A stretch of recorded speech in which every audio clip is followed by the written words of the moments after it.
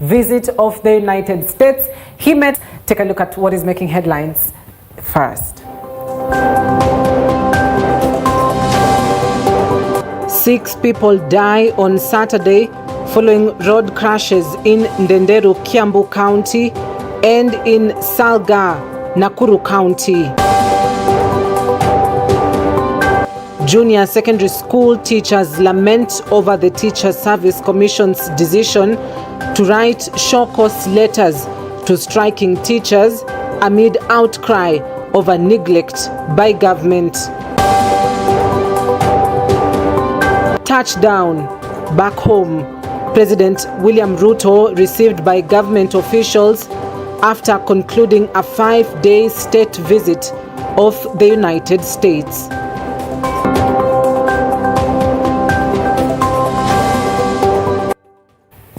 All right, let me bring you up to speed on what is making headlines across the country. You're in safe pair of hands. My name is Cynthia Nanjala. Now, President William Ruto has this evening jetted back into the country after a 5-day state visit in the United States.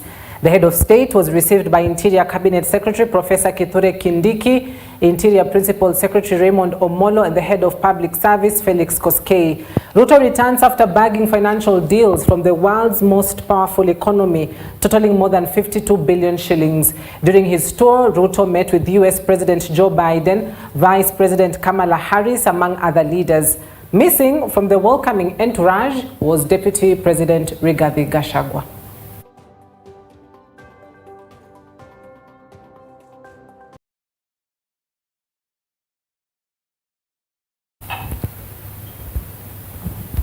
Now to some sad news, 4 people have died while 7 others are nursing injuries at the Nakuru Referral Hospital after a road accident at Salga in Nakuru. The 14-seater matatu involved in the accident belongs to Eldoret Crossroad Sacco and was headed to Nakuru from Eldoret when it rammed a truck from the rear, killing 4 people on the spot. Nakuru County Police Commander Samuel Ndanyi confirmed that police are tracking the driver of the truck who fled the scene after the accident. The bodies of the 4 who died have been preserved at the Nakuru Annex Funeral Home. Nakuru Level 5 Hospital Chief Nursing Officer Afaksad Kemboi confirmed that 7 people are nursing injuries in the facility, while 1 person, the driver of the matatu, was treated and discharged. Ni gari ya Nissan ya Crossroad ilikuwa inatoka Eldoret ikielekea, wamesema walikuwa naenda Machakos Mashishi. Ukikuta kwamba pale mtoni pale karibu Molo River kwamba gari inateremka ina speed na gari ilikuja mbio na ikaenda ikagonga lori nyuma. Vile iligonga lori nyuma iliingia kwa lori ndani.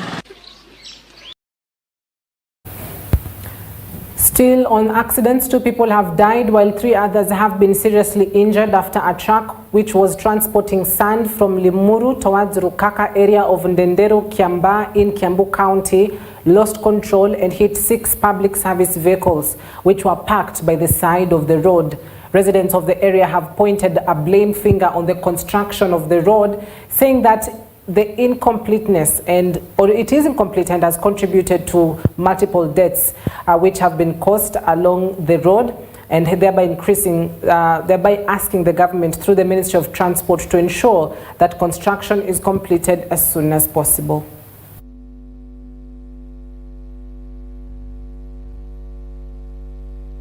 Two fatalities, a lady and a man, and 3 others were seriously injured. Briefly at around 4 p.m., this lorry was coming from Rimuru direction heading towards Rwaka, and it appears that it lost brakes.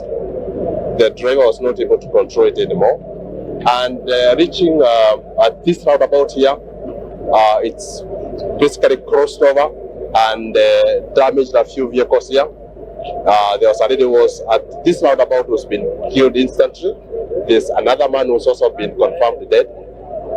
We suspect that the cause of this accident was brake failure. Ningeuliza wafanyabiashara wa hapa Ndenderu, wale wanafanya kazi ya hawking, wale wanajaza gari hapa, hata hii Rofa na Runka, wenye wako hapa junction, tafadhali tufanye kazi pamoja. tuondoke kwa barabara, ndio mambo kama haya tuyazuie. Kwa hivyo ningeuliza wafanyabiashara wote kutoka siku ya leo waondoke kabisa kwa barabara. Waziri wa mabarabara, National Government, Murkomen, nauliza ufanye haraka na mbunge wetu Kawanjiko, mkuje mtuangalilie hii barabara na mtupatie pesa mingi kutoka Gitaru. Kwa nini Kiambaa Ndendero roundabout? Kawanjiko ametuhepa, kila mtu ametukimbia, nani atatusaidia kwa hii roundabout? Kila siku tunakuja witness vifo mingi sana ya hii barabara. Embu County Muguka farmers have held demonstrations protesting the recent ban on Muguka trade in Mombasa and Kilifi counties. Now, the farmers who assembled at the Ena Kutherema Muguka Sacco offices in Runyenjes, Embu County, accompanied by Muguka traders and brokers, decried what they claim to be massive job losses that will be occasioned by the ban. The demonstration was attended by Kagari South MCA Susan Wariru, Embu Women Representative Pamela Njoki Njeru, and the Embu Deputy County Governor Justus Kinyua Mugo. The farmers insisted that Muguka is a government gazetted cash crop and refuted claims that it is a drug. Babu yangu alikuwa anachana miraa na Muguka na hajawahi adhirika na kitu yoyote. Kama wako na ajenda nyingine watuambie, sio ya Muguka. Serikali yetu inatambua Muguka, rais wetu na governor tunawaheshimu sana, wafikishe ripoti yetu huko. Tumefinyika sana. Hii mmea yetu ni halali na imehalalishwa na serikali ya Kenya, si ndio? By the constitution, si ndio? So hatuna uoga, hatuogopi juu tumelindwa na katiba. Si ni sawa sawa? So what we are doing, sasa tunafanya kitu hatubadishi. Si ni kweli? Wale watu wote mnaona hapa ni wakulima wa miraa. Sisi hatuna haja ya kuharibu maji. Sisi tunataka tupeleke mboga yetu Mombasa na Kilifi. Sawa? Leaders from the North Rift have termed the call for one man, one vote, one shilling formula is tribal, saying the move pushes for deeper ethnic lines. The leaders have called out Deputy President Rigathi Gachagua for supporting the revenue formula, publicly disagreeing with him. The leaders now want President William Ruto and his deputy Rigathi Gachagua to have a sit down so as to agree on a proper way to handle shareable revenue to counties. The Deputy President Rigathi Gachagua, who terms himself as a quote-unquote truthful man, has publicly expressed his support for the one man, one vote, one shilling push that benefits the Mount Kenya region. Watu wa mlima wameanza ya one man, one shilling. One man, one vote, one shilling. Kama tunaona kweli hiyo ndio watashika, sisi pia tutataka tuongeze. Wakili muambie sasa ikuwe one man, one vote, one cow, one acre, one in, one river, one nini, mpaka kila mtu akue hakikisha amewekwa ndani ya hiyo kitu. Asante, Mungu awabariki. Tunaheshimu naibu wa rais wetu, na sisi tunashukuru yeye kwa sababu walishikana na William Ruto na wakatupigia kura na tukaweza kupata uongozi ya nchi hii. So sisi tunaheshimu naibu wa rais, lakini pia hatukubaliani na mambo ya one shilling, one vote, one man. Hiyo hatukubaliana nayo kwa sababu we come from areas that are very fast. Sisi hiyo ya one vote, one man, one shilling hatukubaliane nayo, lakini tumesema hatutaki kwenda kwa microphone na kuanza kuongelea mambo kama hiyo ambayo itagawa nchi. Sisi tunaomba rais na naibu wa rais wakae chini tuelewane so that mambo mengine isifike pale kwa media. Lakini sisi tunaheshimu naibu wa rais, tutangangana ikifika 27 tutapanga mambo yetu, lakini mpaka saa hii tunaheshimu yeye. Mambo ya one shilling, one vote, one shilling, one man. As the senator for Elgeyo County, we have agreed with senators, especially 12 senators, penye tuna receive less than 6 billion in shareable revenue. We've agreed wakati ku revise formula 2025, kabla tukawanye pesa ya Kenya, kila county kwanza ipate 6 billion. Tukipata 6 billion ile iko juu, you can use whatever formula. Counties ile yenye inapata below 4 billion wameteseka sana. Na hivyo sisi tumesema governors kutoka all those who get below 6 billion, we are not going to allow hii maneno ya kusema 1 shilling 1 what. Sisi tunataka tuseme without kunyang'anya mtu. Sisi tumesema all counties below 6 billion wapelekwe kwanza mpaka 6 billion, alafu wadosi wale wakubwa wagawiwe ile nabaki. Sisi tukue 6 billion so that we are together as a community. Kwa mambo ya president wetu na deputy president, I am one of those ones mwenye nilizungusha deputy president Elgeyo Marakwet County ajulikana na watu wa Elgeyo Marakwet County. A section of leaders from the western region of Kenya have appeared to be reading from different scripts in relation to the call to unite the leaders of the region. Recently, some of the leaders from the area have been fighting each other publicly, while the efforts to unite the leaders of the area are ongoing. Speaking at the funeral of Navaholo Member of Parliament Emmanuel Wangwe's mother, the leaders said more taxes will hurt citizens who are already going through a difficult life. In the funeral, the Speaker of the National Assembly, Moses Wetangula, has encouraged the unity of the Western leaders, warning that the divisions will deny them an opportunity in the national cake. The leaders from Azimio were led by the Democratic Action Party of Kenya leader Eugene Wamalwa, who said they will not be pressured to join the government of Kenya Kwanza over claims of spreading unity among the leaders of Western region. Come and strategize at funerals. We want to come and call each other at funerals. We want to humiliate each other at funerals. We want to compete in a very unhelpful manner at funerals. Mimi nawasihi viongozi, strategy. If we have no strategy, tutalia tu. Tutaendelea hivyo hivyo kama sisi hatukae pamoja na tuone shida yetu iko wapi. Hata mjumbe ametoka kule Nandi anataka kuanza kupanga sisi hapa. Walia tuna shida. Tunataka tu Mwenyezi Mungu tuombe. Lakini mimi nimesema mimi nitaanza safari yangu. Mimi nitatembea humu mimi mwenyewe kwa sababu mimi ni mzaliwa wa Western. Niko na hakika ya kwenda kila mahali. Iko mtu atapinga mimi? Ameturudisha nyuma ni kutusiana. Yakuta unatusi kiongozi, na unatusi speaker. Na haja kukosea. Si kusema kwamba Waluke nilikuwa mwanasiasa ati nimepata license ya kutusi viongozi.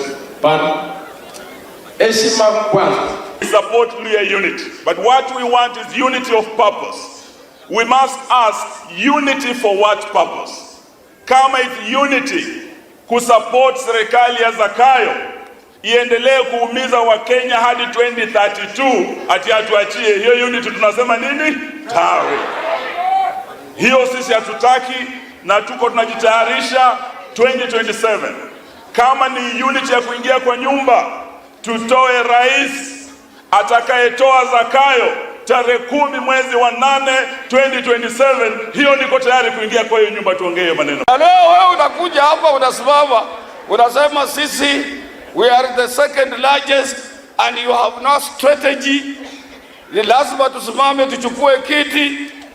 Na hii mtu sisi tuliweka yeye nje. Alikuja kakaa kwa kiti namna gani? Sasa yuko kwa kiti saa hii. Hesabu yake ya 2027 amemaliza. Natembea wako na shida na Wetangula. Khalwale ako na shida na nani? Baraza ako na shida na nani? Rashid. Tuanzie hapa. Now, teachers and members of the clergy in Ruiru, Kiambu County have joined forces to tackle the growing issues of teenage pregnancies and substance abuse among the youth. Reports indicate alarming cases where girls as young as 13 years of age are dropping out of school due to pregnancy, while their peers in primary and secondary schools are involved in alcohol and drug use.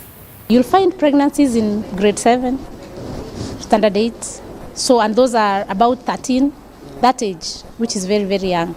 And you should imagine that we still have very ignorant people. Other cases actually is violence of parents, people who have been, given the responsibility to look after these children. Maybe it's a stepfather who has taken to, or even a father, he abuses his own children. It's unfortunate that we have had cases where people in pharmacies who understand what medicine is are selling drugs to these children to flush these pregnancies.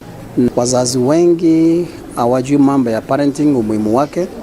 Hawako pale, wameenda kutafuta kibarua asubuhi, mtoto ameachwa huko na anko yake, ameachwa mwingine sijui na naiba.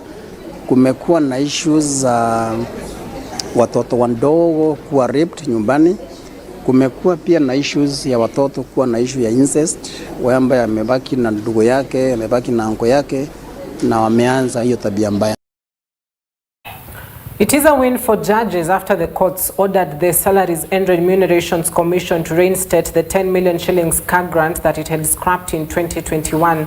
The three-judge bench declared the SRC's decision illegal and unconstitutional.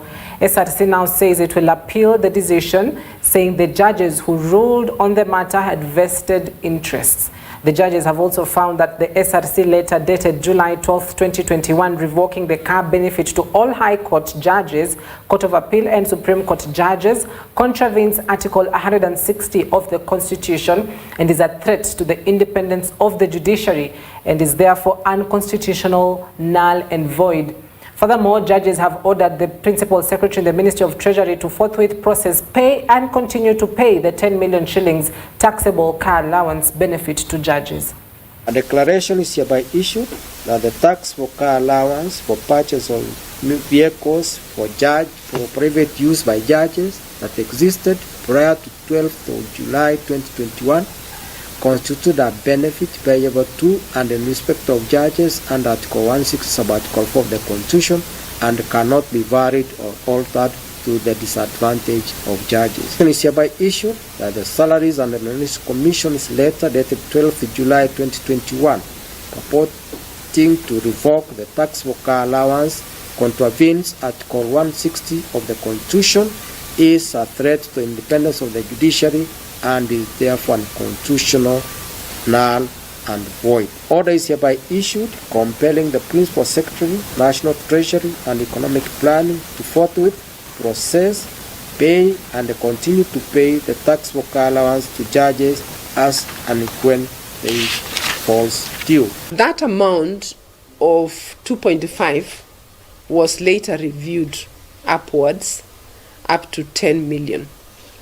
And what it means is that every 4 years, a judge then is awarded, is granted 10 million to buy a personal car. Notwithstanding the fact that the judge is actually already given a car paid by the taxpayers with a driver. That car is fueled, it is maintained by the public. As a commission, we are committed to uphold the Constitution and we shall therefore be appealing against the judgment that was made today. We still believe that mediation would have been the better option rather than going through a process where the other party has a direct financial benefit. So in terms of do we feel that there will be fairness, it's only the outcomes that will tell. Now, the Kenya Union of Post-Primary Education Teachers CUPET officials from Kericho and Bomet counties have urged the Teacher Service Commission to come to the negotiation table with teachers. JSS intern teachers who have been protesting across the country over the terms of their employment contracts have started receiving show cause letters from the Teachers Service Commission. The intern teachers started receiving the letters on Thursday. This is after TSC sent out a letter to regional directors of education last week seeking information on the number of intern teachers who have been missing classes due to the protests.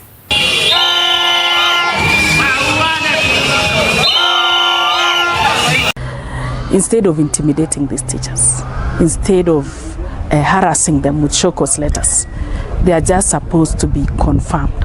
What they are asking is very genuine because 17,000 shillings is very little money and they have really suffered and they have really sacrificed. Working for 17,000 shillings for 2 years is not a joke. So we expected our employer, we expected the government to talk to these people, give them an assurance that they are going to be confirmed. But instead, this is so rude. They're just served with show cause letters in good numbers. It is very unfortunate. Demonstration. We got the permit from police department, and I don't know the reason why the Teacher Service Commission used in writing show cause letters to these teachers. It is barbaric, it is illogical, it is irrational, and it is inhuman. After all, we've just concluded the demonstration or the strike that went for 21 days, 1 month and some few weeks by the doctors of the Republic of Kenya. And in this strike, there were also interns who were earning 70,000 Kenya shillings, and they were never threatened with any show cause letter. Why threaten an intern who is normally earning peanuts? 17,000 Kenya shillings cannot do anything. We are telling the Teacher Service Commission to retrieve all those show cause letters and to address the problem that is there. By just threatening and intimidating teachers, it means they are burying their heads in the sand. They do not want to know that there is a big problem in the interns department. So my plea to the Teacher Service Commission is to retrieve all the show cause letters.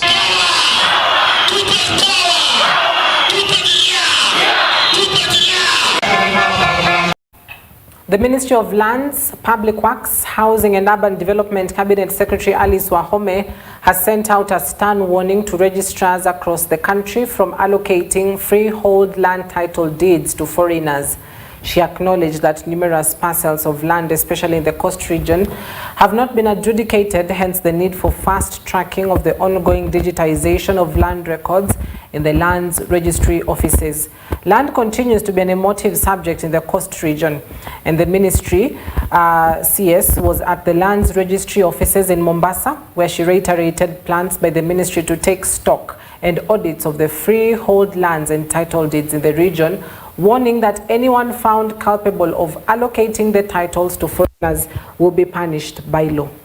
Yeah, on the 6 counties. On the 6 counties. Yeah, Kilifi haikutengenezwa. As a ministry, we have taken up the process of digitizing our records.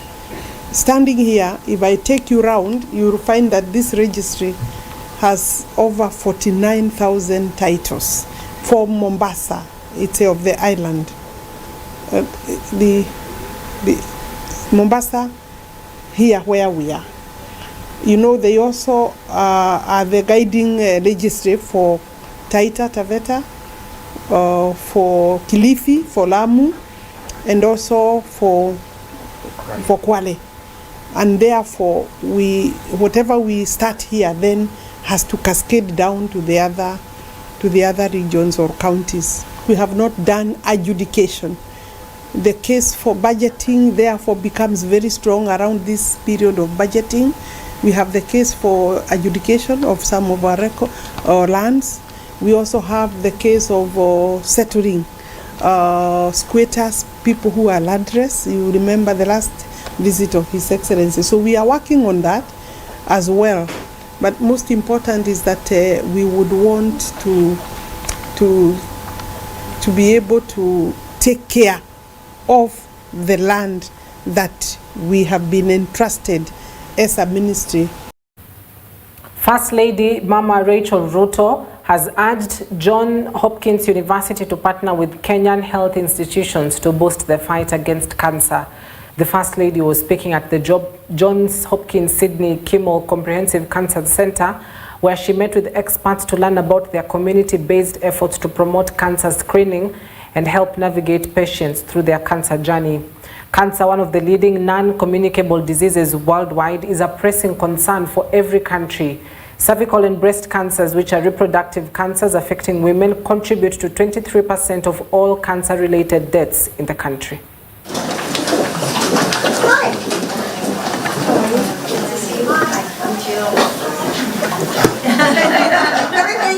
So what do you want to do? We want to push the people. Cancer, one of the leading non-communicable diseases worldwide, is a pressing concern for every country. For developing countries, the challenge is even greater due to the underdeveloped and developing health infrastructure that struggles to manage the high cost and aggressive nature of cancer cases.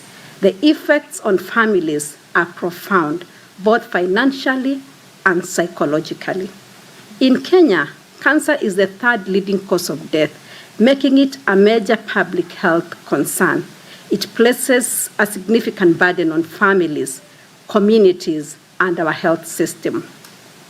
The Status of Cancer in Kenya Report 2022-2023, launched during the first ever National Cancer Summit by the United Nations Population Fund, revealed that of all the cancers, breast, cervical, and prostate cancer are the most prevalent. Cervical and breast cancers contribute 23% of all cancer-related deaths in Kenya. People, especially women in low-income areas, as well as in arid and semi-arid regions, face additional challenges. They make sure that even on our worst day, and when you have cancer, you know you have a lot of worst days, or our best days. We're never alone.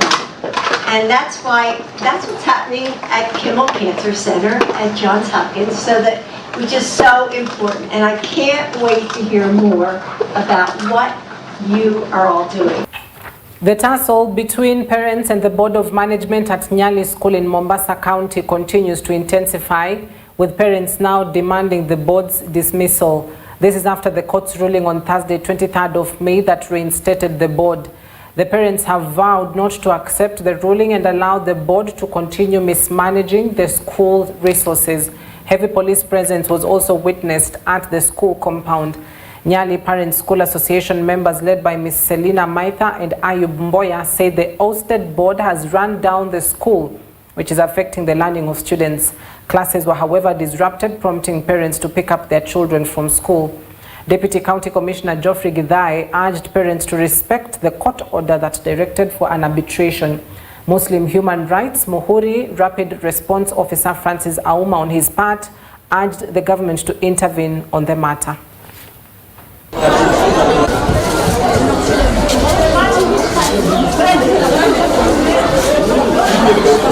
It was a principal who was here, nafikiri yeye ndio alianza kuharibu hiyo shule. Come 2017 a new board came in. Ambao Mr. Kombo is the one who appointed that principal, that board. Now after that, shida zilianza, tukaenda kotini, tukamaliza. Judge Wangari gave us an order that go, ni mwende mukafanya AGM, mfanye elections, malize. We did that in March 16th this year. Tukafanya election, we appointed a new board. The old board handed over. Walifanya kila kitu, certificates nini, peacefully, and they handed over. 5 days later, ndio hiyo tunaletewa, new board inaletewa court order. Court order ilitoka on 29th, which was a Good Friday. Siku kila mtu, an international holiday.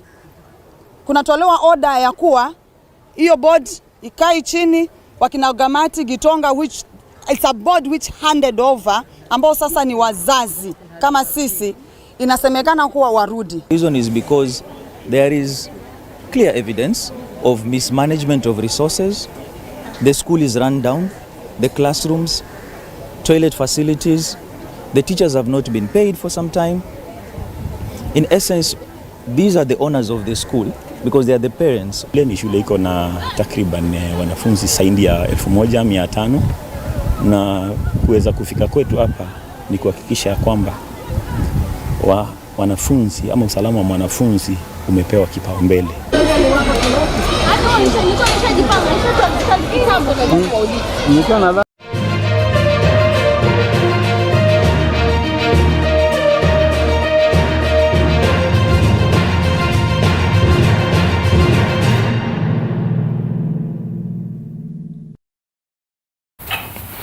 Now from the sports desk tonight, rollball success on the international stage has continued to drive more and more Kenyans to engage in the sports. On Saturday, 25th May, a junior rollball league was launched at the Karen Hub. It consists of teams on the men's league and teams on the women's league. The federation is geared towards the growth of the game in Kenya and ensure a continuity as well. Our sports reporter Mark Donald with more. Despite its introduction in Kenya a few years ago, rollball has continued to thrive across the country. Kenyan men and women rollball teams are the world rollball reigning champions. The women team has won the title thrice. They clinched the title in 2015 in Chennai City in India before reclaiming the title in 2019 on the same city. Last year, they won 5-0 over Egypt in Shri Shiv Complex in Pune, India. Its success on the international stage has bolstered its popularity in Kenya as schools across the country are embracing the game. In Kenya, there is an active rollball league, both-sided men and women. The men's league has 11 teams, with the ladies having 9 teams. Young people have begun to embrace the game too, and due to the federation's commitment to nurture more and more talent and ensure continuity of the sport in Kenya, a junior rollball league was launched on Saturday 25th at the Decathlon Karen Hub. It comprises of under 11 and under 14 both-sided boys and girls team. The rollball fraternity gathered to witness the beginning of the juniors' journey on the rollball world. Kenya has a massive sport spectrum which, well harnessed, can amplify the country's profile as a home of champions. Over years, the sporting sector in Kenya has played a transformative role in bringing the national and community pride. Its economic contribution is undeniable.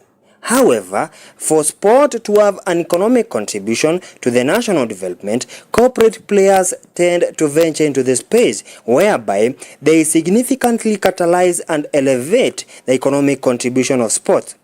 Decathlon, who are the main sponsors of the league, explained their commitment to continue to exist in the sport sector despite the country facing tough economic times. So I'm Jacqueline Kamal. I work at Decathlon. I'm in charge of customer excellence in marketing and communication. So for us, I would say our purpose actually guides us because we want to move people to the wonders of sports. And we always say we want to make sports work that is for every single person, doesn't matter the age, doesn't matter the race. So we basically living our purpose every single time. Stephen from Kenya Academy of Sport expressed his gratitude and lauded the federation's move to have the Juniors League. My name is Stephen Agwab. I work with Kenya Academy of Sports as a sports technical personnel officer under the department of talent development. In sports is mandated to identify and nurture young sporting talents. It's also mandated to train sports technical personnel and sports research.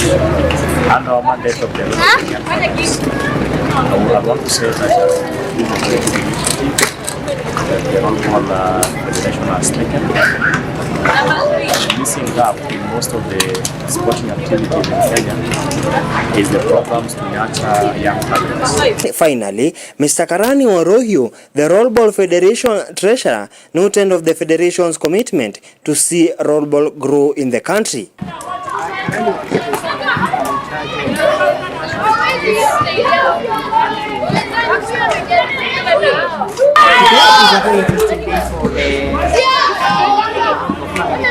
Marks the beginning of the first junior. It is the first day that we are having the league and the league. Reporting for EBN TV, I'm McDonald. Manchester United stunned Manchester City 2-1 in the FA Cup final at Wembley on Saturday, ending City's dream of a second straight league and cup double. Alejandro Garnacho put United ahead in the 30th minute, and Kobe Mino doubled the lead 9 minutes later after a well-worked team move, with Jeremy Doku pulling one back late on for City.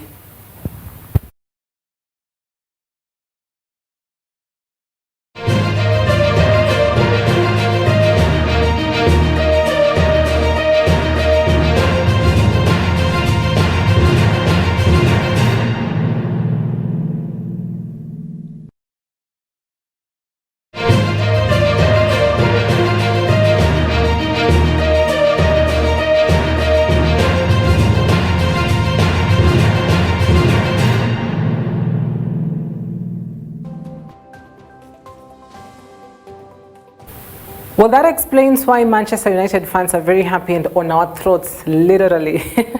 But we congratulate them for doing that win over Manchester City. That is how we wrap our bulletin tonight. Thank you for your wonderful company. I hope that you are up to date and up to speed on what is making headlines across the country. My name is Cynthia Nanjala. Have yourself a fantastic Sunday ahead. Stay safe and most importantly, stay warm. Blessed night.